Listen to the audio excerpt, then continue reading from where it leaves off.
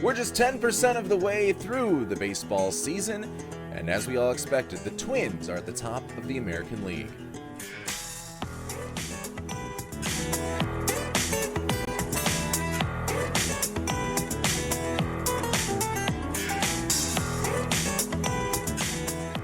Hello and welcome once again to the Twinkie Town Tavern. This is a Minnesota Twins podcast where the beer is cold, the Twins talk is hot, and the stools are always open. I'm your host, Josh Kolojeski, inviting you to grab a drink, pull up a chair, and let's talk about the best team in the American League after a series win against the reigning American League champions. Here's how it happened. The Twins began the series in Toronto with a bang when Ryan Jeffers smashed a 3-run home run off Patrick Corbin in the top of the first, and then they settled in even more when Brooks Lee hit a solo shot to go up 4-0 in the fourth. However, Simeon Woods Richardson falls off a cliff in the bottom of that inning where it goes double, pop-up, double, ground-out, single, homer, and just like that, the Blue Jays lead by 1. Next inning, not much better for Anthony Banda as his ERA bloats up to just south of 10 following a 3-run fifth. The Twins give up 10 unanswered runs to end the game in a 10-4 defeat. To Saturday, Joe Ryan gives up a 2-run home run in the bottom of the first, and it looks like the first 13 games of the season were just a mirage until Minnesota explodes for 7 in the top of the third. Brooks Lee and Trevor Larnach bookend the scoring with home runs as the Twins vanquish another left-hander in Eric Leauge. Ryan settles in to grab his second win, allowing just 2 runs on 2 hits in 7 innings. His ERA now below 4 as the Twins win that one 7-4. Now on to Taj Day Sunday, not off to a great start with Dalton Varsho driving in a run off Bradley in the first, but worry not. Here's a Tristan Gray home run trot. He takes the corpse of Max Scherzer deep for a 3-run blast in the second. Scherzer thought he could safely avoid the Clemens family after entering the league a year after Roger retired, but he forgot about Cody. The son of the Rocket hits a solo shot in the third. Minnesota puts up another ugly number, scoring 5 times in the frame. The Twins chase the future Hall of Famer out of the game. Meanwhile, Bradley doesn't have his best stuff, but still gets the job done. 7 strikeouts, just 1 run allowed, despite 5 hits and 4 walks. It's good enough for his 3rd win of the season. Minnesota takes the rubber match 8-2, and your Minnesota Twins are tied at the top of the American League Central at 9-7. That also happens to be the best record in the junior circuit. So how about that? Surprise, surprise. 9-7 are your Minnesota Twins. They have won 6 of their last 7 games. They are on an absolute tear right now. And the teams that they've won 6 of those 7 against were all in the playoffs last year. One of them was the American League pennant winners in the Toronto Blue Jays. They take 2 of 3 from them, also on the road, and then against the Tigers, who were a game away from making it to the ALCS and being the opponents of the Toronto Blue Jays. They get swept by the Twins, and it looks like as of right now, this is a pretty good baseball team. Now, we're going to talk a little bit throughout this episode as to if this sort of thing is sustainable, but it is worth noting that every time the Minnesota Twins have started the season with a winning record, every time since 2013, they have made the playoffs, and I'm talking about a record above 500.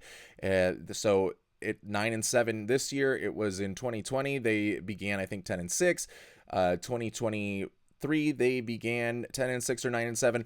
Regardless, every time since 2013 that the Twins have started the season with a record above 500 through the first 16 games, and I recognize this is a very, very arbitrary cutoff point, but anytime that has happened, they've made the postseason. 2013 was the last time that they started the first 16 games with a winning record and did not make the playoffs, and that might be one of the worst teams of all time in Twins history. Despite not having the worst record of all time, they were just loaded full of guys that were not able to get the job done in any way, shape, or form. I think the good news here is we have some faith in at least one aspect of this roster, and that is the pitching staff. And we're starting to get more faith into this lineup as well. But let's start talking about that pitching staff, because the starting pitching, by and large, is phenomenal. And yes, Simeon Woods Richardson in that game, he had some hiccups, in that bottom of the fourth inning, but he had settled in through the first three. That's a very good lineup that's going to attack early, and Woods Richardson just didn't have his stuff in that game, and I don't really think we expect Simeon Woods Richardson to be a huge player in the rotation through the majority of the season, or at least I don't. I personally think at some point he'll be moved down to the bullpen. We said that in our 27 predictions, 27 perfect predictions in the preseason episode to begin the year. But I think the top of the rotation certainly is one of the best in Major League Baseball. You potentially have two aces with the way they've performed so far, and granted, for each of them, it's just been 4 starts, so we don't want to get too far out ahead of ourselves. But both Joe Ryan and Taj Bradley have shown themselves to be an elite 1-2 punch. Joe Ryan and Taj Bradley really didn't have their best stuff in this series against Toronto, but it still didn't matter. They were still able to get the results, even if the numbers in the peripheral were not as great as the results would lead you to believe. And when you can do that, when you can win games and pitch as well as they did without having your best command, without having your best stuff, with still kind of getting hit hard sometimes, then you're going to have a pretty good rotation there at the top. If you can trust those guys to continue to get you outs, even when they're not missing bats, even on their worst days, that's a pretty good predicament to find yourself in. And that's exactly what Taj Bradley and Joe Ryan were able to do. Bradley, again, he struggled with his command, and I think that we've said is going to be the issue for the most part this season with Bradley. If anything becomes his stumbling block during the 2026 campaign, it's going to be that his walk rate typically is pretty high. He walks 4 guys in that win, also gives up 5 hits, but I think the important part is he was able to work around those jams, especially in the first inning, where the first, I think, 3 guys or first 4 guys all got on. It was a double to start off the game. It was a single, albeit a ground ball single that wasn't hit particularly hard and kind of was just a product of where the Twins infielders were positioned at the time. But he lets that single go through. He walks a guy, and I believe he gave up another hit or walk after that. So he's gotten no outs. He's gotten 4 guys on, and you're starting to panic a little bit, or at least I was starting to panic a little bit, until he gets out of the inning. And we talked about it after his last start, is when his fastball isn't working for him, and his fastball was a below average pitch per the pitch tracking data that we have from this game. It was not awful, but it was a bit below average. His splitter once again was working, and this time it wasn't getting the swings and misses, but he was using the splitter and he was using the cutter a lot in this game, and I think that was a good strategy because we know Toronto likes to hit on early on in the count. They're a high contact team. It's pretty much, for the most part, the same team that went to the World Series last year, and their philosophy last year under former Minnesota Twins hitting coach Borg Schulte was to really just put the ball in play and see what happens. And that's kind of the sort of philosophy that the Twins this year have adopted. But for the Blue Jays, when you're swinging early in the counts, and they won't swing at bad pitches, but they'll swing at ones that are in the zone if they're in the zone early, you can take advantage of that by throwing a fastball that has a bit of a late movement. And that's exactly what Taj Bradley had. He used the cutter that would cut to cut away from the right-handed hitters, and then also use the splitter, which would cut in on right-handed hitters, and then vice versa against the left-handed hitters. And it was a constant swinging over those pitches by the Toronto Blue Jays hitters that led to a ton of ground balls, including a ground ball double play in that first inning that really helped Taj Bradley escape that jam. So he's becoming not just a guy that throws 96 to 100 miles per hour, but he's being a guy that knows how to attack hitters.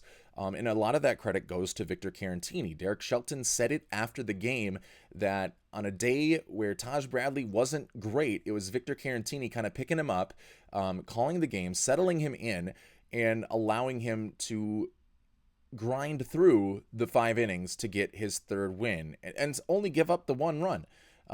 Sure, the ugly numbers of 3 and 5 in certain innings for the Twins offense certainly helped him get that win, but at the end of the day, his ERA is still below 1. It's a minuscule 1.25, and his strikeout rate continues to be high. You're obviously going to hope that that walk rate goes back to where it was through the first 3 starts of the season, or else we might have to have other discussions about Taj Bradley. But I think for right now, we can just write that off as an outlier for this game, because his command so far has been pretty good this season, especially when he has his split finger working for him. So credit to Taj Bradley, credit to Victor Carantini behind the plate. And I know we like to give a lot of grief to Derek Falvey, and especially the sell-off that the Twins did at the 2025 deadline, in which they gave up just a ton of guys.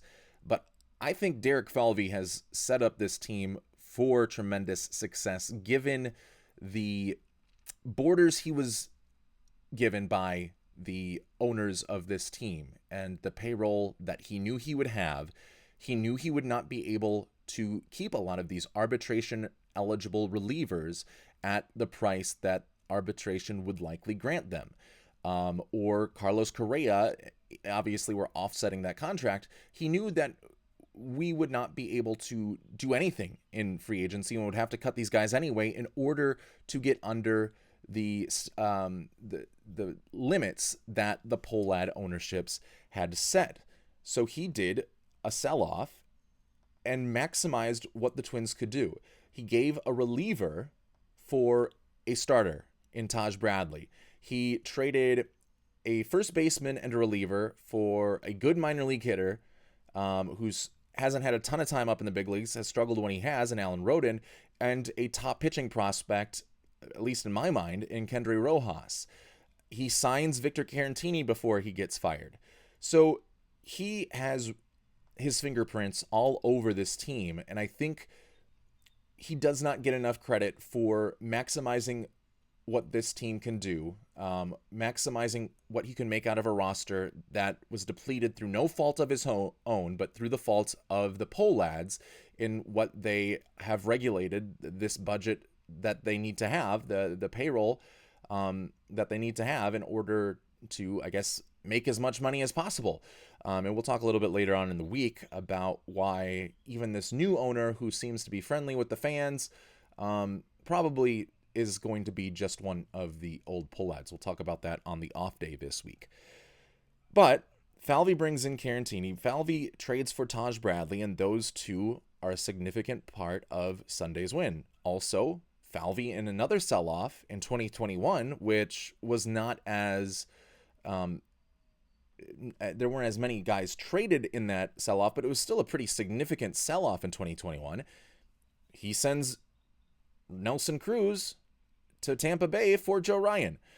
And for the lack of this Twins organization's ability to draft and develop their own pitchers, they sure do know how to spot good pitchers in other organizations, and then maximize what they can do. And that is what has led the Minnesota Twins to having this good 1-2 punch at the top of their rotation. Let's talk about Joe Ryan's start, because his fastball continues to have just a ton of life to it. There's so much run on that fastball where it's not just straight. It is so difficult to hit, even when it's only 93, 94 miles per hour, because it runs more than Taj Bradley's splitter runs. Taj Bradley's splitter gets a little bit more downward movement, but in terms of horizontal movement, Joe Ryan's moves more in towards a right-handed hitter than the splitter for Taj Bradley does. And his sinker and Joe Ryan's splitter also do the same. So he is a pitcher that's becoming more and more split-proof, especially now that he is really starting to feature both the knuckle curve and the sweeper a lot. And in this game for Joe Ryan, a big part of his success can be attributed to the fact that every time he threw a knuckle curve, the opposing team, the Toronto Blue Jays, swung on it, and they never made hard contact on it. They either fouled it off, hit it weakly for an out, or swung through it. I think they swung through like 20% of them, and the other were all fouls or weak contact. None of them were hit hard, and you're getting these hitters to chase. And we've talked about the tunneling of the pitches. When they see that fastball run so far in, and then they see the knuckle curveball pretty much go to the exact opposite plane, but they're all on the same path through the first 2/3 of the distance from Joe Ryan's hand to the home plate. Those are difficult to hit. They're going to be enticing to swing at, and yet still impossible to get good contact on unless you know what is coming. And yes, Joe Ryan's still kind of tipping his pitches just a little bit with his release point. That knuckle curve release point is getting higher and higher. It's not going in the correct direction that you'd want to see, but so far it doesn't seem to have mattered. Maybe that changes later on in the season, but he's getting guys to wave at this knuckle curve because of how he establishes his fastball, because of the life on his fastball, and the command that it has, and because of how the fastball and knuckle curve kind of work congruently with one another to form this devastating pitch that you have to kind of guess at. Otherwise, you're swinging way to the outside on a fastball that's running in on you, or swinging way to the inside on a knuckle curve that's breaking down and away from you. So credit to all that Joe Ryan has been able to do over these past few months, over the offseason, not just resting on his laurels of being a solid number one guy, and an all-star. He certainly could have just kind of said, I'm just going to keep doing what I've done my entire career. I'm going to keep throwing the pitches that I've thrown my entire career. But he continues to improve himself. He continues to better himself even as he enters his age 29 season. And that is a huge credit to the work that Joe Ryan can put together. So big hats off to Joe Ryan. And Taj Bradley and this pitching staff and Pete Mackey and all of these guys who are doing a phenomenal job of really making themselves better each and every start that they are out there. So another guy that I want to mention is Andrew Morris, who is a potential future starting pitcher for this team. He was called up and he got 3 innings in relief for Minnesota in that last game after Taj Bradley exited. And he also looked like he can be something, maybe not as top of the line as Joe Ryan and Taj Bradley are, but certainly enough to give you some confidence if one of these 5 starting pitchers goes down, that you have someone reliable in the back end. And that would be Andrew Morris, probably, just like we saw, he would probably be the first guy up. And his sweeper looked really good. It doesn't have a ton of break, but it has late break. His fastball was overpowering. He threw 6 different pitches. Some of them were tracked at below average, but the sweeper and fastball were both tracked above average, and that's what he threw the most. So he can mix it up. And he can be not just a thrower, but a pitcher, the old cliche that a lot of baseball guys like to use. So I think we can have some confidence that even if/when Bailey Ober and or Simeon Woods Richardson gets pulled from this rotation, if they can't match the level of these other 3 guys, or if any of our 5 guys get injured, you have a reliable number 6 starter with Andrew Morris. And also at St. Paul, it's worth noting, Kendry Rojas made his first start at AAA since coming back from a hamstring injury that he suffered at the end of spring training. He went 2 2/3 innings, struck out 3, and did not give up any runs. So I'm excited to see when it is that he will be eventually up with this rotation, because his stuff, not the way that he pitches, but his fastball changeup slider combo from the left-hand side reminds me of another pitcher that the Minnesota Twins have had in the past from the left-hand side that threw a fastball slider changeup combo, and that of course being Johan Santana. And you don't want to put too much on the plate of Kendry Rojas to all of a sudden declare him as the next Johan Santana. But I think he has the potential to be a very, very good major league pitcher. And then we look at this 2025 trade deadline as even more of a fleece of teams throughout Major League Baseball, especially if Mick Abel can also continue to contribute. So I think this pitching staff, even missing Pablo Lopez for this entire season, is in good hands. With the pitchers and with Pete Mackey's coaching staff, and with 2 veteran catchers helping these guys out in Victor Carantini and Ryan Jeffers. Whoever's behind the dish has done a great job supporting their starting pitchers, and also calling the game for their starting pitchers.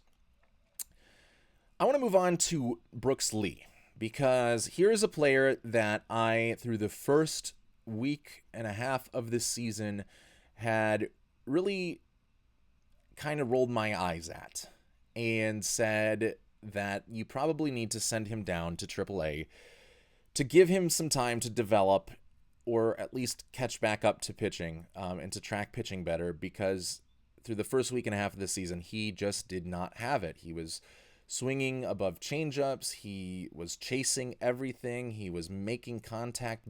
He was barely ever making contact, I should say.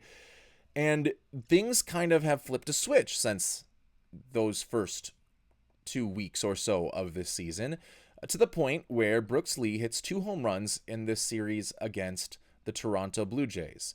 One against Eric Lauer, and the other against Patrick Corbin. And I recognize those aren't like the most dominant, overpowering pitchers in terms of stuff, so maybe we shouldn't start putting this into our heads that this is going to be a trend for Brooks Lee, but it has all kind of taken a turn since that at bat in Detroit. And I get kind of skeptical when guys say, oh yeah, this big plate appearance, what I did right here really is going to be my slump buster. I think that's going to give me a lot of confidence going forward, because I just don't know if baseball necessarily works that way, in terms of your confidence. But to Brooks Lee's credit, it has for him.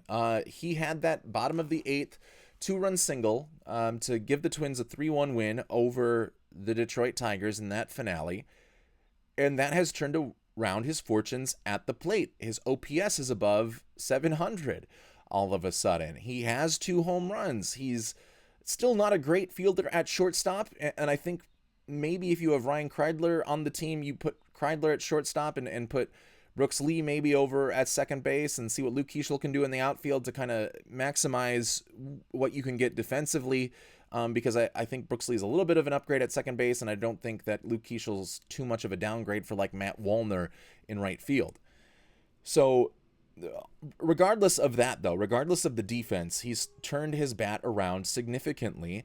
And all of a sudden, looks like now he is the major league hitter, or he is the guy the Twins spent their number 5 draft pick on in the 2022 major league draft. So I'm now confident that at the very least we can have hopefully a 100 plus OPS guy that hits right around average. So anywhere between 95 and 105 throughout the course of the season. And that at least gives Minnesota a good holdover, stopgap, shortstop for whenever it is that they are able to bring up Merrick Houston and or Kalen Culpepper.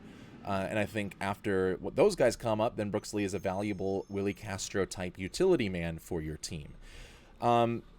So I'm starting to gain a lot more trust in Brooks Lee. I'm not saying that his season has completely turned around and he's going to an all-star game now, but I am going to say that I have a lot more confidence and don't just turn away when I see him come up to bat now. And the same probably can be said against Trevor Larnach. And granted, now Trevor Larnach's being pretty much used exclusively against right-handed pitchers, which is a good thing. We shouldn't put him against lefties where his splits are tremendously terrible, even for a left-handed hitter. They're even worse than you'd expect from a left-handed hitter against a left-handed pitcher, which is why Matt Wallner gets the corner outfield starts when there's a lefty on the mound instead of Trevor Larnach.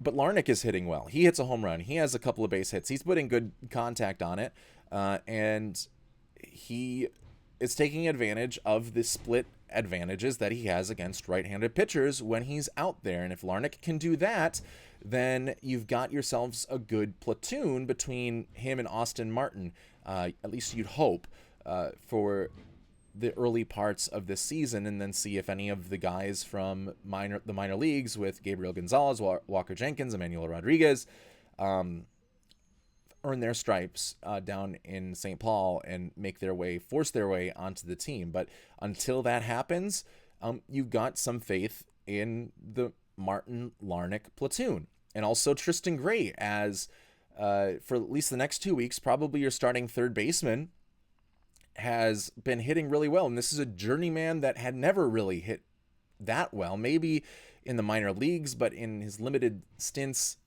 up in the big leagues hadn't shown much to be worth keeping on a roster in the minds of other organizations. Minnesota takes another team's trash and has made it their treasure, and it's been a grand slam home run and then a 3-run home run that Gray has hit, and he's not out there every day, but he's putting good wood on the baseball bat. So a lot of these pleasant surprises or pleasant turnarounds in Brooks Lee's case have contributed to Minnesota now having the best record in the American League. Now, is this sustainable is the big question. I don't know. I would say the peripheral numbers probably point towards no, because like even with the Twins not chasing pitches, they are a league low in chase rate. They are the best team when it comes to not swinging at pitches outside of the zone. Even with that, meaning they're probably getting the pitches that they like to hit the most, they're being selective. The numbers for their expected batting average or expected weighted on base percentage on balls that are contact is still bottom 5, bottom 6 in Major League Baseball. So even though they're making contact with the ball, and even though they have a pretty high hard hit rate, it hasn't translated into a high expected batting average or really a good batting average in the first place. They still have, I think, a 224 batting average as a team, and I think that's right about where their expected batting average is. So it's not like they're being shorted a whole lot. But I think we also have to keep in mind that this roster going into the season, we thought was probably a stopgap roster, and some of these guys that we've talked about, probably stopgap players that are just placeholders for the top prospects that we expect to see during this season, especially the 3 outfielders in St. Paul that I just mentioned. And if you keep that in mind and say, well, the numbers that this team is currently putting up, the lack of peripheral numbers that this team is currently putting up, still leads us to 9 wins. What's going to happen when we get even better guys up on the team? You'd assume better, and obviously there's a lot of faith that you'd have to put into that, but maybe then the peripheral numbers start to go up, and that makes the baseline numbers go up even more, and this Twins team becomes a lot more dangerous, one whose pitching has already led it to be dangerous, especially in the last week of the season, being at the top of the American League with a 9-7 record. And I get it. Like the timeline that I mentioned at the beginning of the show, where every time the Minnesota Twins have gotten off to a 9-7 or better start, since 2013, they've made the playoffs. But I mean, still in 2013, the team was 9-7 and didn't make the playoffs and lost 90 plus games.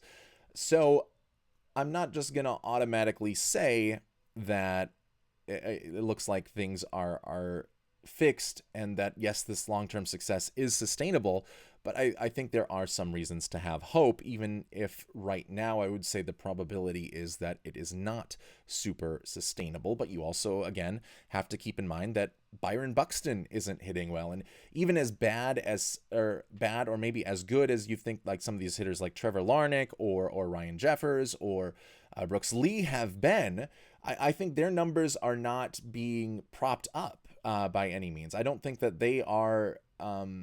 I think they're hitting about where you'd expect them to hit. So it's not like, yeah, Byron Buxton's not hitting, but his lack of production is being made up by somebody who is on a really hot streak right now. It's, well, these other guys are about performing at their abilities and what you'd expect to see from the season. And I know Ryan Jeffers' batting average is high now, but that's because he's kind of changed his approach to the plate and has become a completely different hitter in 2026. So even though it's higher than what he has been able to show throughout the course of his career, and all of his other numbers are higher and all of that, the way that he's hitting the ball right now would tend to suggest that these numbers are more sustainable for him and are more at his baseline.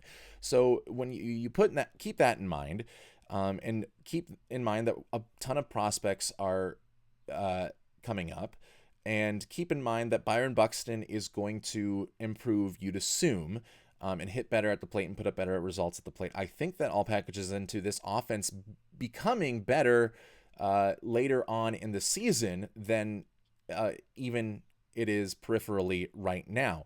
I think the major problem that you have to look for in terms of sustainability is the bullpen, which still is hit or miss, even though it has looked good at times, and I'm starting to buy in a little bit more on Eric Orsi. I still don't have a lot of I know Cody Laurison's on the injured list, but I don't have a lot of faith in him. I don't have a lot of faith in Garrett Acton. There's not a lot of guys that I believe in for this Twins bullpen, and as good as the starting pitching has been, you'd expect most of the Minnesota Twins team totals, both baseline and periphery, to be top 5, top 10 at the very least in Major League Baseball, with like whiff rates and low contact rates. But because the bullpen has been so bad peripherally and not great even with the baseline surface level stats, it's pulling down the rest of the staff to where now Minnesota is bottom half or even bottom 10 in some instances for those peripheral and surface level stats. So I certainly think the bullpen could continue to be an Achilles heel, but I'm getting more confidence in the lineup, and I have the same confidence in the starting pitching that I had coming into the season, and I had a pretty high confidence level for that. So I'm not gonna declare playoffs for the Minnesota Twins, but I am going to start to open my eyes a little bit more, and at the very least, we get some fun early season baseball. Any win that we get is a day longer that we get to play meaningful baseball later on in the season, and a day more that we are in the playoff hunt in August or September, if this continues to last that long. So, and then that's when baseball is at its best, and baseball is its most fun to watch. So if we can continue that and staying afloat, then, I mean, who knows? Anything can happen in baseball. Some news and notes real quick. 29 bases loaded RBIs for the Twins as they get 3 on Sunday.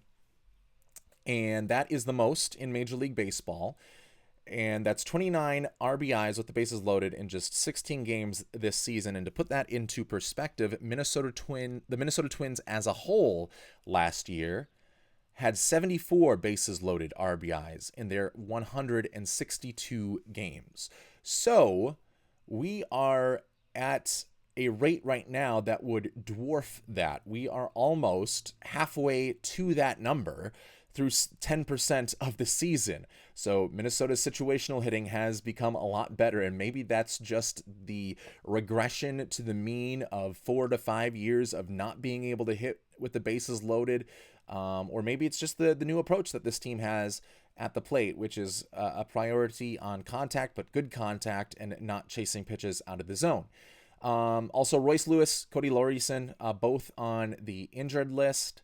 Lewis had that foul off of his he swung the bat and kind of like his knee buckled when he swung the bat in the last game of the Detroit Tigers series. He still stayed in on that at bat and was able to get an infield single even after hyperextending his knee. So hopefully that kind of points us to, okay, it's not a super major injury, and it might just be 2 weeks until we see Royce again. Cody Laurison, he's on the injured list. I don't think that might be a addition by subtraction, with Andrew Morris being the guy that replaces him on the roster. So we'll see if Cody Laurison even pitches in a Twins uniform again this season. Ryan Kreidler is the guy they called up to take Royce Lewis's place. He had a start over the weekend and played some really good defense over at third base, and that is what he had been highly touted for, not as a hitter, but as a really good defender. And is why I think he should be at shortstop while he's here, and you just move Brooks Lee and Luke Keeschel around so that you're maximizing your gloves and helping your pitchers out as best as you can. And finally, Ryan Jeffers, his surface numbers, his batting average, his hit total, all of that is finally starting to align itself more with what his hard hit rate is, with what his expected batting average is on hard hits. So we're starting to see what Ryan Jeffers' results should look like through the rest of the season. He's hitting I think I said 284 earlier, but it's 294, I believe. So, I mean, that's all-star level hitting, and he has certainly made his case to be an all-star catcher, albeit just 16 games into the season.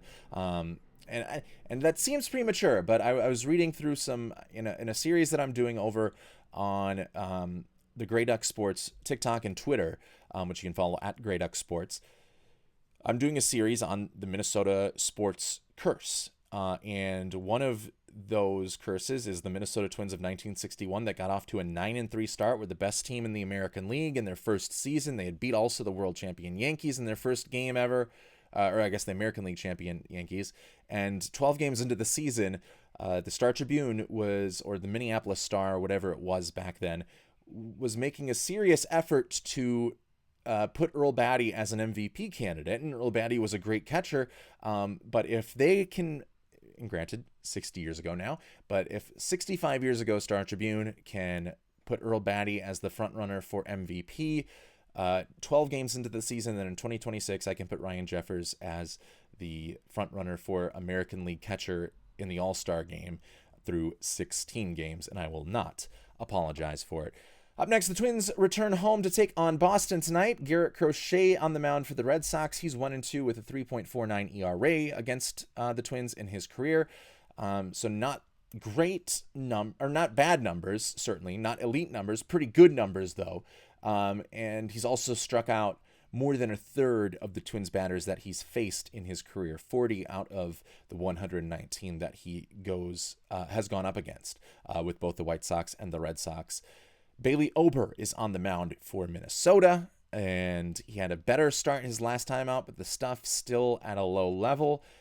That lineup for Boston scares me a little bit against Bailey Ober. I'm not expecting the Twins to win this game, but if they do, it would just fall in line for everything else that has happened so far early in the season. First pitch for that one is going to be at 6:40 p.m. So that is all we are going to have for you in today's episode of the Twinkie Town Tavern. I'd like to thank everybody for hopping on, listening today. That's the last call for Twins Talk. Thanks for pulling up a stool and joining the conversation at the Twinkie Town Tavern. We'll see you back here after the next one. Go Twins!